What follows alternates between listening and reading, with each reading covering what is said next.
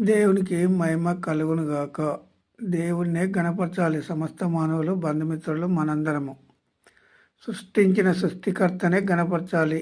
యెహోవాయే దేవుడు, యేసుక్రీస్తు ప్రభువే దేవుడు మనందరికీ. కాలాలను బట్టి మనందరికీ దేవునిగా కనపరుచుకున్నాడు. కాలాలను బట్టి పాత నిబంధనలో యెహోవా ఆత్మస్వరూపి, యేసుక్రీస్తు ప్రభువు ఇక్కడ శరీరధారి, పరిశుద్ధాత్మగా 2000 సంవత్సరాల దగ్గర నుండి ఇప్పటి వరకు, నాటి నుండి నేటి వరకు నడిపిస్తున్నాడు.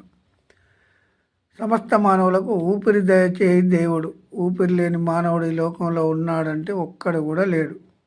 ఊపిరి తీసుకుంటే గర్వం, కోపం, మానవునికి అసూయ, ఒకరిని చూస్తే ఒకరికి ఓర్వలేని మనస్తత్వం ఎందుకు వస్తుంది?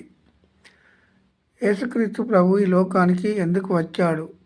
పరలోకాన్ని వదిలిపెట్టి భూలోకానికి ఎందుకు వచ్చాడు అనేది మనం ఆలోచన చేద్దాం ఈరోజు. దేవుని కృపను బట్టి దేవుడు మానవుల పాపముల నిమిత్తము, శాపముల నిమిత్తము ఆయన ఈ లోకంలో పుట్టాడు శరీరధారిగా. ఏమన్నాడు? ఆ వాక్యమే శరీరధారి అయి కృపాసత్య సంపూర్ణుడుగా మన మధ్య నివసించెను. యోహాను సువార్త 1వ అధ్యాయం 14వ వచనం నుండి చదవాలి మనం. ఆ వాక్యమే శరీరధారి అయి కృపాసత్య సంపూర్ణుడుగా మన మధ్య నివసించెను. ఆ ఏ వాక్యమే దేవుడై ఉన్నాడు. ముందుగా చూసుకున్నాం.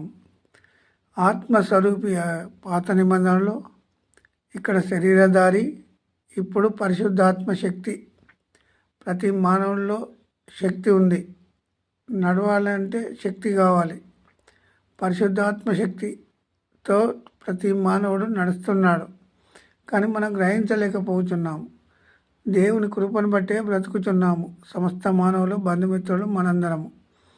ఎందుకంటే దేవుని వాక్యం అర్థమైనట్టు అనుకునేవారు చాలామంది ఉన్నారు.